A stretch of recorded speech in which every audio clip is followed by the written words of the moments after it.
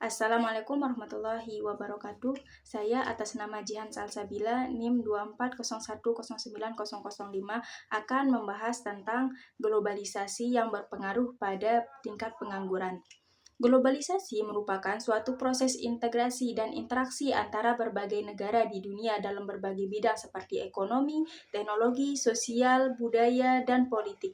Proses ini didorong oleh kemajuan teknologi, komunikasi, dan transportasi yang pesat, serta kebijakan ekonomi internasional yang membuka peluang kerjasama antar negara. Globalisasi membawa banyak manfaat seperti pertumbuhan ekonomi, peningkatan akses terhadap informasi, dan kemajuan teknologi. Namun, globalisasi juga membawa dampak negatif, salah satunya adalah meningkatnya angka pengangguran di berbagai negara. Pengangguran merupakan kondisi ketika seseorang yang termasuk dalam angkatan kerja tidak memiliki pekerjaan dan sedang aktif mencari pekerjaan. Dalam konteks globalisasi, pengangguran menjadi isu yang kompleks karena berkaitan dengan perubahan struktural dalam perekonomian global yang mempengaruhi pasar tenaga kerja. Meskipun pengangguran tidak sepenuhnya disebabkan oleh globalisasi, banyak fenomena dalam proses globalisasi yang secara langsung maupun tidak langsung menyebabkan bertambahnya jumlah pengangguran, baik di negara maju maupun di negara berkembang. Adapun penyebab pengangguran akibat globalisasi itu yang pertama, persaingan pasar yang semakin ketat. Globalisasi membuka pasar bebas antar negara yang memungkinkan produk luar negeri masuk dengan harga yang kompetitif.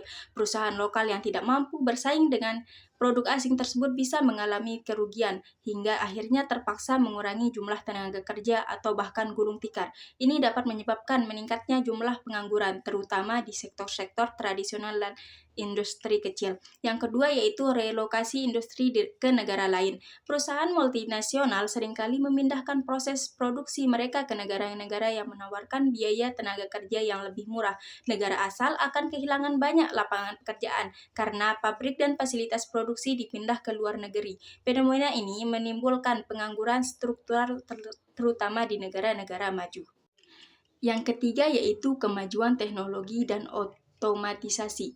Globalisasi mempercepat arus masuk teknologi canggih yang dapat menggantikan tenaga kerja manusia dengan mesin otomatis atau kecerdasan buatan. Di satu sisi, ini meningkatkan efisiensi produksi, tetapi di sisi lain menyebabkan pengurangan tenaga kerja, terutama di sektor manufaktur dan layanan yang dapat diotomatisasi. Tenaga kerja yang tidak memiliki keahlian khusus akan kesulitan bersaing. Dan yang keempat yaitu masuknya tenaga kerja asing. Arus migrasi global menyebabkan adanya mobilitas tenaga kerja antar negara. Di beberapa negara, masuknya tenaga kerja asing dapat menciptakan persaingan ketat di pasar kerja lokal. Hal ini bisa menyebabkan pekerja lokal kehilangan kesempatan kerja di tenaga kerja asing dianggap lebih murah dan lebih terampil. Yang kelima atau yang terakhir yaitu ketimpangan kualitas pendidikan dan keterampilan. Globalisasi menuntut tenaga kerja memiliki keterampilan yang tinggi dan mampu beradaptasi dengan perubahan teknologi. Di negara-negara yang sistem pendidikannya belum mampu memenuhi kebutuhan tersebut, tenaga kerja lokal menjadi tidak siap bersaing sehingga angka pengangguran meningkat. Selanjutnya yaitu cara mencegah dan penanggulangan pengangguran dalam era globalisasi. Yang pertama yaitu peningkatan kualitas pendidikan dan pelatihan keterampilan. Pemerintah perlu meningkatkan kualitas sistem pendidikan nasional, khususnya di bidang sains, teknologi, dan keterampilan kerja. Pelatihan vokasional yang relevan dengan kebutuhan industri global sangat penting agar tenaga kerja lokal mampu bersaing di pasar kerja internasional. Pendidikan juga diarahkan pada pengembangan soft skill seperti komunikasi, berpikir kritis, dan kemampuan beradaptasi. Yang kedua yaitu mendorong kewirausahaan dan ekonomi kreatif. Untuk mengurangi ketergantungan pada lapangan kerja formal, pemerintah dapat mendorong pertumbuhan sektor UMKM dan ekonomi kreatif. Dukungan dalam bentuk modal usaha, pelatihan kewirausahaan, dan kemudahan akses pasar sangat penting untuk menciptakan lapangan kerja baru dan mengurangi pengangguran.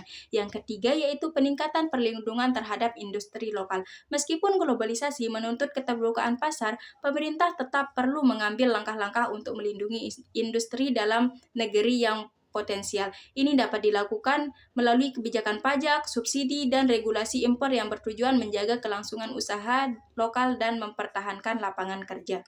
Yang keempat yaitu pengembangan infrastruktur digital dan teknologi. Dalam era digital, pemerintah perlu mendorong digitalisasi sektor ekonomi agar dapat menciptakan jenis-jenis pekerjaan baru, terutama di bidang teknologi informasi, e-commerce, dan ekonomi digital.